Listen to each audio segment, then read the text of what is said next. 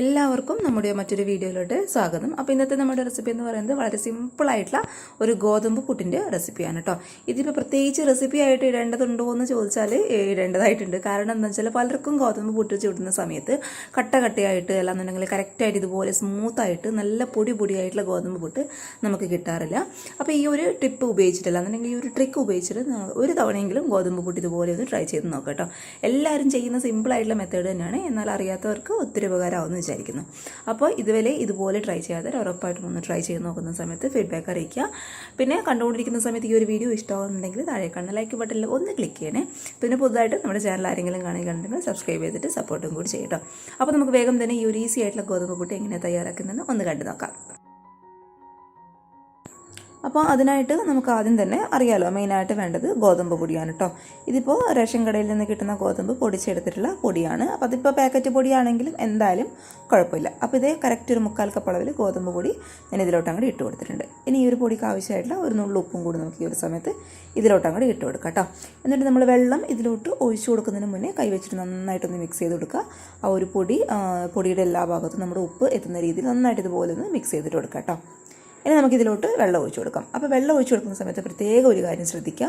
നമ്മൾ ആദ്യമേ വെള്ളം ഒഴിച്ചു കൊടുക്കുന്ന സമയത്ത് ഒരുപാട് അങ്ങോട്ട് കോരി ഒഴിക്കരുത് കേട്ടോ. കുറച്ചായിട്ട് ഒഴിച്ചു കൊടുത്തിട്ട് നന്നായിട്ട് നല്ല ഫോഴ്സ് കൊടുത്തിട്ട് നമ്മുടെ കയ്യിൽ പ്രസ് ചെയ്തിട്ട് അങ്ങോട്ട് കുഴച്ചെടുക്കുക. ആ ഒരു വെള്ളത്തിൻ്റെ നനവ് നമ്മുടെ പൊടിയുടെ എല്ലാ ഭാഗത്തും ഒരുപോലെ എത്തണം. അപ്പോൾ അതിന് വേണ്ടിയിട്ടാണ് നമ്മൾ ഇത്തിരി ബലം കൊടുത്തിട്ട് തന്നെ നന്നായിട്ട് പൊടി ഒന്ന് കുഴച്ചിട്ടെടുക്കുക കേട്ടോ.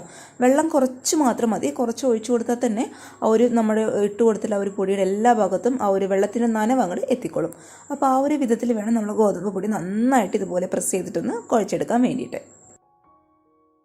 അപ്പോൾ ഇതേ പൊടി ഞാൻ നന്നായിട്ടൊന്ന് കുഴച്ചെടുത്തിട്ടുണ്ട്. അപ്പോൾ നിങ്ങൾക്ക് കാണുമ്പോൾ തന്നെ മനസ്സിലാവുന്നുണ്ടാവും, വെള്ളം ഒരുപാടില്ല, എന്നാൽ ആ ഒരു വെള്ളത്തിൻ്റെ നനവ് നമ്മുടെ പൊടിയുടെ എല്ലാ ഭാഗത്തും കൂടെ എത്തിയിട്ടുണ്ട്. ആ ഒരു വിധത്തിൽ വേണം നമ്മൾ ഗോതമ്പ് പൊടി കുഴച്ചെടുക്കാൻ വേണ്ടിയിട്ട്. ഇനി ഒന്നുമില്ല, വളരെ സിമ്പിളാണ്, എല്ലാവർക്കും അറിയാൻ പറ്റുന്ന മെത്തേഡ് തന്നെയായിരിക്കും. നമുക്ക് ഈ ഒരു പൊടി നല്ല ക്ലീൻ ആയിട്ട് കിടക്കുന്ന ഒട്ടും വെള്ളമില്ലാത്ത ഒരു മിക്സിയുടെ ജാറിലോട്ട് അങ്ങോട്ട് ഇട്ട് കൊടുക്കാം കേട്ടോ. ഇതിപ്പോൾ ഇച്ചിരി കൂടുതലുള്ളതുകൊണ്ട് 2 ട്രിപ്പായിട്ട് ഞാൻ അടിച്ചെടുക്കുകയാണ്.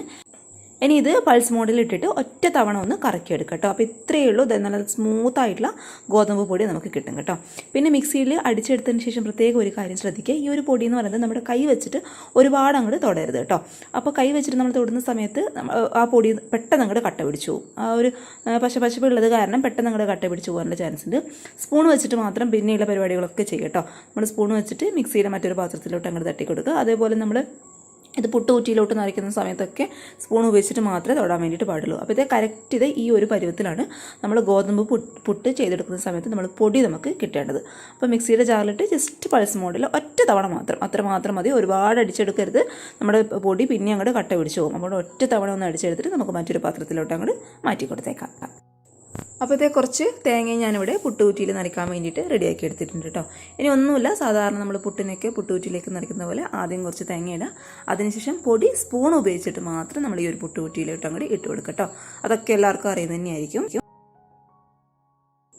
ഇനി ആവി വരുന്നവരെ ഈ ഒരു പുട്ടുകുറ്റി നമുക്ക് നന്നായിട്ടൊന്ന് സ്റ്റീം ചെയ്തിട്ടെടുക്കാം കേട്ടോ. അപ്പോൾ ഇത്രയേ ഉള്ളൂ നമ്മുടെ ഗോതമ്പ് പുട്ട് എന്ന് പറയുന്നത്. ആ ഒരു പൊടി നനയ്ക്കുന്ന കാര്യത്തിൽ മാത്രം ഒന്ന് ശ്രദ്ധിച്ചാൽ മതി. നല്ല സോഫ്റ്റായിട്ടുള്ള അടിപൊളിയായിട്ടുള്ള പുട്ട് നമുക്ക് കിട്ടും കേട്ടോ. അപ്പോൾ ഇതുവരെയും ഇതുപോലെ ട്രൈ ചെയ്യാത്തവർ ഉറപ്പായിട്ടും ഒരു തവണ ഒന്ന് ട്രൈ ചെയ്ത് നോക്കുക. പിന്നെ നിങ്ങളിത് രാവിലെ എപ്പോഴും ഗോതമ്പ് പുട്ട് മാത്രമേ ഉണ്ടാക്കുള്ളൂ. കാരണം ഇങ്ങനെയുള്ള പുട്ട് ഉണ്ടാക്കുന്ന സമയത്ത് പ്രത്യേക ടേസ്റ്റാണ് ഇത് കഴിക്കാൻ വേണ്ടിയിട്ട്. ചൂടുള്ള പുട്ടൊക്കെ ആണെന്നുണ്ടെങ്കിൽ നമുക്ക് കറിയുടെ ആവശ്യമില്ല കേട്ടോ. തേങ്ങ കുറച്ച് ഇച്ചിരി ഇടുകയാണെന്നുണ്ടെങ്കിൽ ആ ഒരു തേങ്ങയും ഈ ഒരു പുട്ടും മാത്രം മതി നമുക്ക് കഴിക്കാൻ വേണ്ടിയിട്ട്. അത്ര ടേസ്റ്റാണ് കേട്ടോ. അപ്പോൾ എല്ലാവരും ഒന്ന് ട്രൈ ചെയ്ത് നോക്കുന്ന സമയത്ത് ഫീഡ്ബാക്ക് അറിയിക്കുക.